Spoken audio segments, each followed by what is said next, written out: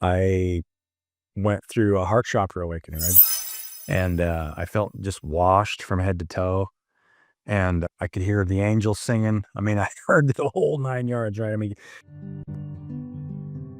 Welcome to Exploring the Mystical Side of Life with your host, Linda Lang. Hi, this is Linda Lang from ThoughtChange.com. We are exploring the mystical side of life. Once again this week, if you enjoy our conversations, remember to subscribe, share with a friend. Today we are talking with Brian Curtis. Brian had a 25-year career as an electrician who transitioned into being a spiritual advisor after an awakening experience. He teaches the wisdom of the heart and how we can embrace that to become conscious creators. Brian, thank you for joining us today. Welcome. thank you, Linda. Thanks for having me on.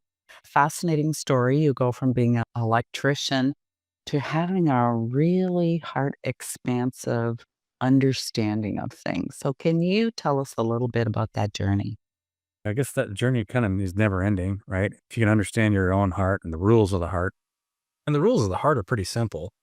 You live unconditionally because the mind creates all these delusions of what's actually there. Because we all live in at least some level of delusion. But if you're living from your heart space, a lot of times it's where your light and dark connect. It's where all the shadow underneath you connects to your creative circuit. So that's the only place where you're living in light and dark. Interesting that you're using the word delusion because we're pretty attached to our perspectives sometimes, right? For sure. We're living in the quantum field, and this is something that I witnessed in my work environments. And I was saved from a lot of different nasty scenarios just because I maintained a feeling of love for the people around me. And I realized later that that was really the only thing that kept me out of situations where I didn't get severely hurt in some cases. If you're conflicted with the people around you and you're blaming other people for the way you feel, you're negatively drawing off of them, and communication breaks down in the body. And then it's like building a charge. And eventually that charge flashes over. You're creating an inner conflict. If you're not communicating with the people around you, you're creating an imbalance, and eventually it's going to flash over in some way, shape, or form. And if you're not communicating with your mouth, your energy system is communicating all the time. Yeah. You said you were able to just deal with all the people in your environment with love. That's not always an easy thing to do for most people. So I'm curious how you came to that understanding and that ability. I've had multiple spiritual experiences, one specific one in 2000 where I just, I was hurting from a relationship. Somebody is in judgment of you and decides that you're not good enough for them. And it hurts, right? When you're young, especially when you're a kid and you're very empathic and you love somebody, and it gets too easy to project that image on yourself. And so I went through a heart chakra awakening. I just, I love her no matter what is going on. There's nothing she can do that I am not gonna love this person, right? And I felt just washed from head to toe, and I could hear the angels singing. I mean, I heard the whole 9 yards, right? I mean, it's very supernatural. It's not audibly. It's something you feel in your body. And ever since then, it's a lot easier, right? Because the only reason that somebody is projecting anything negative towards you is because of a false perception of who they are, and that's being, projected onto the object, right? When you really understand that, it gets much easier to stand back. But if you're not aware of your heart space, then you'll create false perceptions of your own lack and then project that on the people around you. So, how do you become aware of your heart space? I believe in what Jesus wrote. Jesus had some very profound knowledge. What he was teaching was a method to self awareness, to put yourself in service to the people around you and don't do it for money. And if you do that, it forces you to clean out your heart space. And money it's not a positive or a negative, it's just a thing. But when you have an attachment to that thing, the attachment to the thing will keep you from breathing correctly. Our natural state is to breathe into one another and then be open to receive instead of actively trying to pull from one. So, when you were telling us about your mystical experience, first of all, I'll say you described it pretty good because those kind of experiences are really hard to communicate. There's a level of information that you can give, but you can't share the energy of the whole experience because it's so multi-dimensional. Yeah.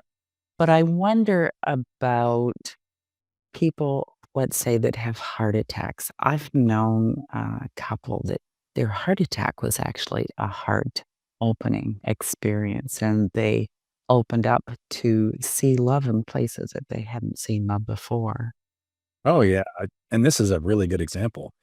I saw 6 of my friends go to a burn center for a couple months. Those guys found out, and that experience, when you really looked at it and I witnessed it, it was a way for those people to realize that all the things that they were worried about didn't mean anything.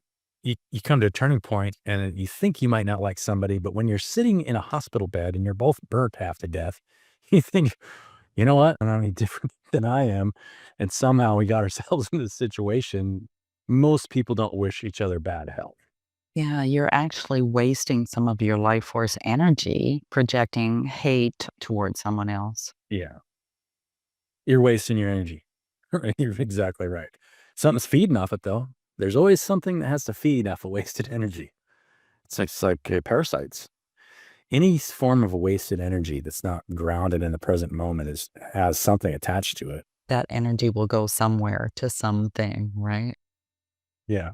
There's a lot of hungry things out there. And then we actually lose what kind of sense we have of a normal way to manage our energy and to be in the world because we're so used to having these energy leaks or energy attachments, right? Yeah, it's wild.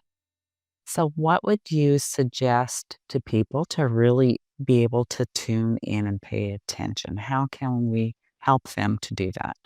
I always suggest just getting in your creative energy and whatever it is you're doing, do it from your heart space. And that will create a feedback loop in your environment to see what kind of return you're getting on the energy that you're putting out there. The journey is all about controlling your own emotional states because we are creating every emotional state that we experience. A lot of people feel like they're a victim to somebody else's emotional state, but you really aren't. You have the power to create any emotional state any moment. And that's really the ultimate power to heal. There's some of these guys have done some excellent research, whether it's Greg Braden or Joe Dispenza, where they're realizing that all you're doing is connecting thought and emotion and creating an outcome in the mind and body first, and that it manifests in front of you to heal the body and heal the mind as well. We can heal anything for sure. So the trick is when you're feeling an uncomfortable emotion is to shift that thought to shift your emotional reaction.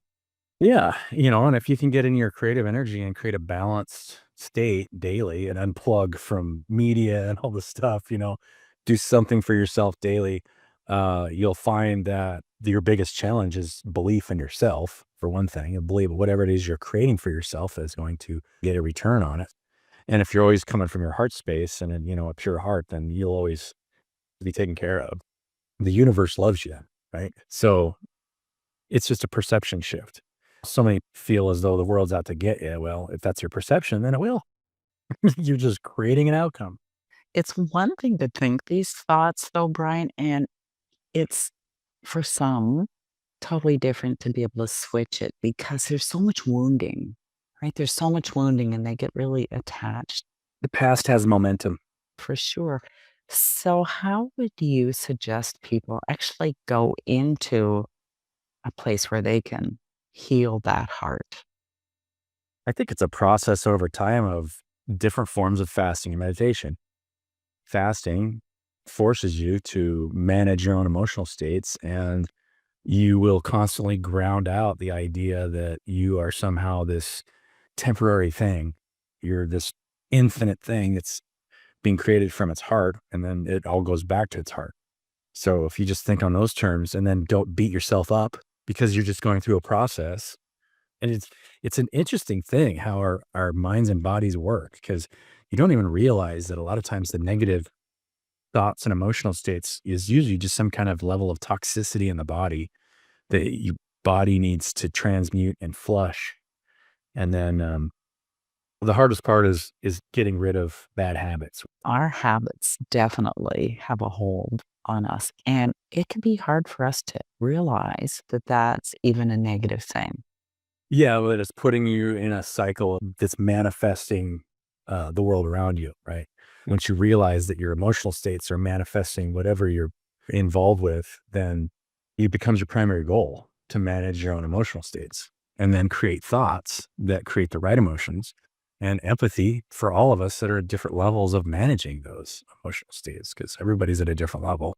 So perhaps the first step is to look around your life and really decide if it's supporting you, if you love your life, if this is how you want to live, or if it's the total opposite.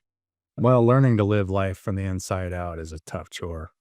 We have this tendency to be so attached to the external and not realize that the internal creates the external anyway. So working on the internal is the journey. Yeah, totally. From the inside out, right? hmm I believe that everybody should be able to get to a state where they should feel comfortable in any setting. I've had enough experiences, and I'm sure it sounds like you have as well. You don't feel mortal anymore after a while. It just feels like another experience where you came in. It's like, okay, what are we doing this time? Well, obviously, we came in for an ascension process and a learning about the self. How many times have we done this? I don't know. I can't answer that question. You know, it feels like we've done it a lot to me, but that's just me. Maybe it's time for a bit of a shift. Yeah, do something different, right? Shake things up. Yeah. To detach from external circumstances is a bit of a trick because when we're in our emotional state, it's so all encompassing. It's interesting to me because you've used the term manage your emotions, and there are many teachers that teach to experience your emotions and let them go, let them process. Those few moments of really feeling the emotion, it can let it go. So I guess my caution would be that some people think that they're managing their emotions, but really they're pushing their anger down or their sadness. So what would you say to those people? I would agree with that. And I think that's why it's so important to get into a balanced state of creative energy, because you'll find, depending on the environment that you're in, sometimes you have to force yourself to do it. And if you can't create your own emotional state and like let go of any toxicity that's being projected at you, you're constantly going to be feeling those emotions and letting them go over and over and over. The healer's journey is you're doing that for somebody else as well. You're always creating the outcome in your mind and feeling the emotion of what the outcome is. It's just understanding how it works will make you realize, oh, this is how I get myself unstuck. Because if you're constantly grounding out negative emotional states, usually you're in an environment that's probably pretty toxic. If you're walking in most cities or, local neighborhoods and you've got a lot of people that are living in fear of each other, or it could be anything, right? I generally don't trust somebody they don't know because of so many different perceptions out there. There's a lot of people living in a lot of different realities. So, understanding what protects you. And this is actually something that I went to a Bible study recently, and excellent Bible study. I normally don't go to them because to me, the Bible is just a spiritual manual that is showing you there's underlying spiritual truths in that book. And if you get too caught up in like one verse, you're going to miss the whole meaning of what it's trying to portray. Um, but Psalms 91, super powerful verse. And I hadn't read it in a long time. And the first verse is, let's say, for those that live in the secret place of the Most High and in the shadow of the Almighty. So in The Bible, the Almighty, is the feminine aspect of God, and the Most High, or El Elyon, is the masculine aspect. So you're sitting in the secret place of the heart, right? The secret place is always the heart, and there's a veil there. So the only thing that can get to you if you're sitting in your heart space is something else that is in a state of surrender. The 91st Brigade in World War I was the only brigade that didn't lose one man, and they said Psalms 91 every morning. A testimony like that, to me, was a very profound thing. It's like, well, let's look at the deeper meaning here behind Psalm 91. You're talking about being in a place in your heart space that the only way to get there is to be in a place of surrender to your environment and to yourself. And to life too, right? There was something else that a doctor had told me that I didn't know, and this makes sense to me, that they've never actually photographed a sperm making it through the wall of the egg when it's fertilized. So to me, I would think that it's probably the one that's in a state of surrender if all the other ones are fighting to get in. And then the womb is that example of the Holy of Holies. And then the seed, the divine seed, is the only one that's in a state of surrender to enter the Holy of Holies. And to think that there isn't like one holy of holies, let's say, that is, maybe your Holy Spirit or your higher self or your heart or your womb.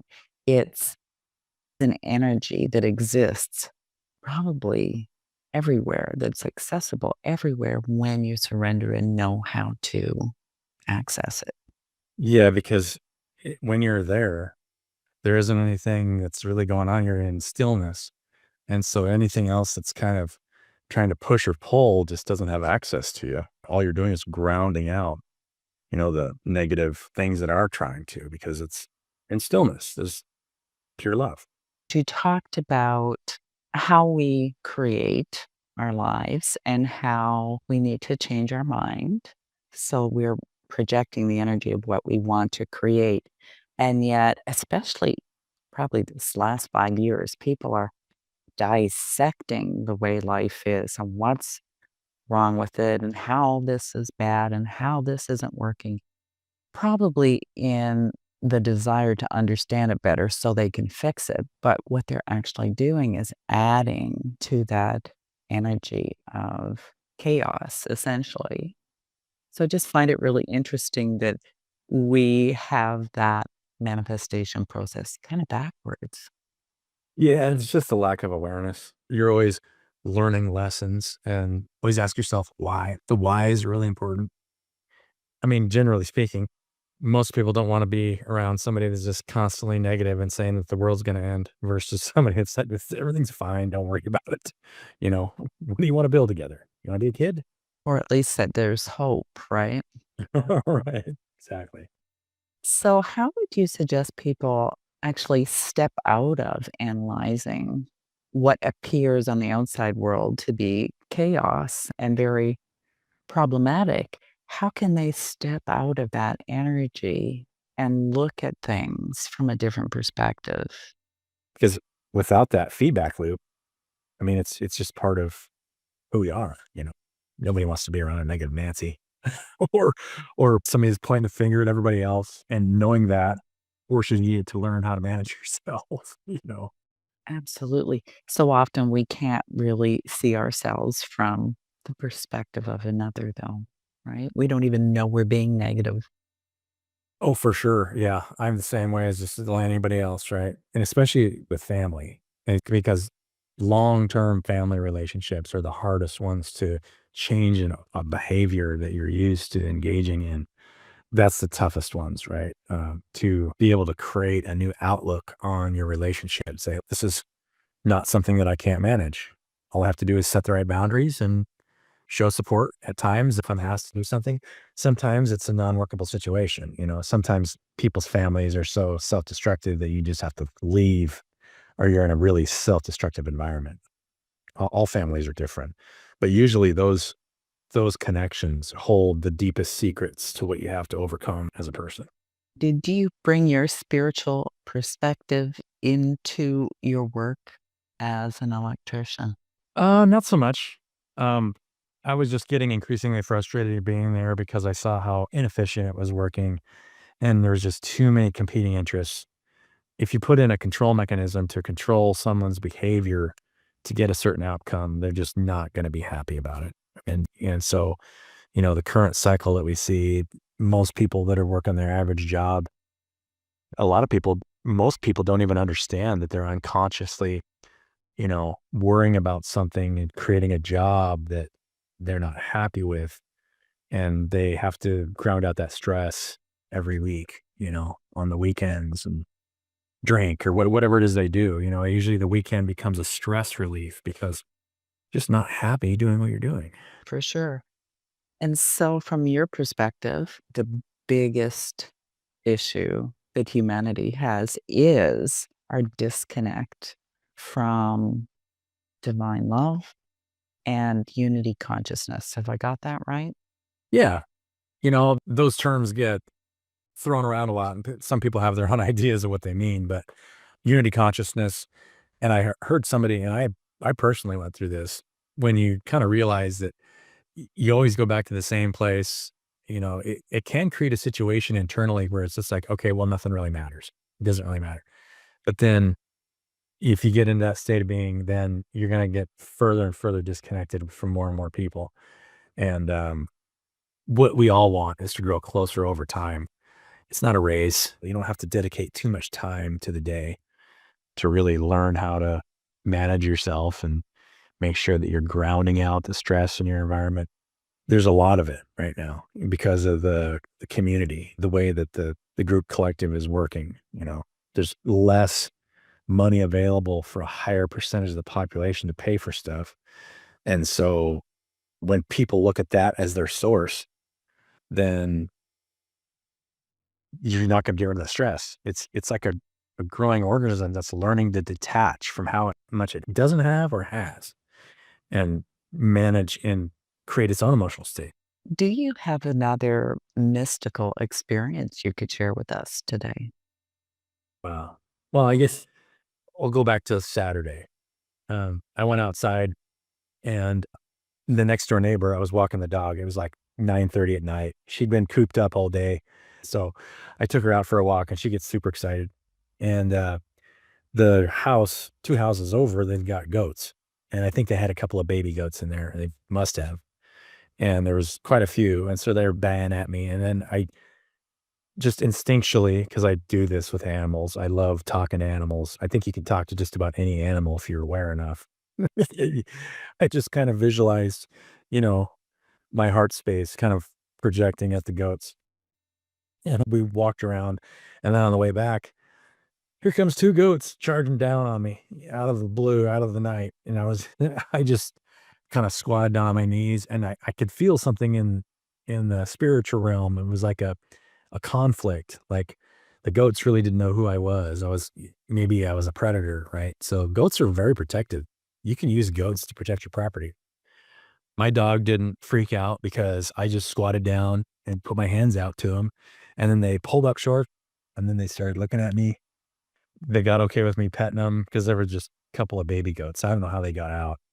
Um, and I walked back to the house and I couldn't keep them from trying to get in the house. I walked to the front door and these goats are trying to get through my front door. I was like, come on, guys, you guys got to go back home.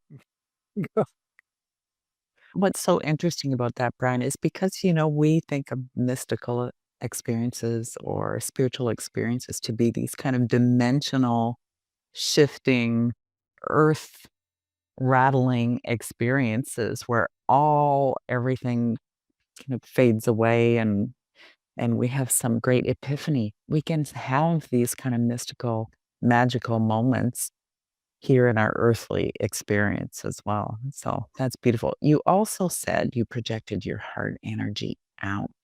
So is that something that you do frequently to people, maybe people that you're not on the same wavelength, or just in general, maybe to heal certain situations or to send your positive intention? Your heart is always going to tell you what to say to somebody. You just got to get out of your own head. If anybody cuts themselves short, you say, hey, don't cut yourself short. You can do anything. You're a powerful machine. You just don't know how powerful you are.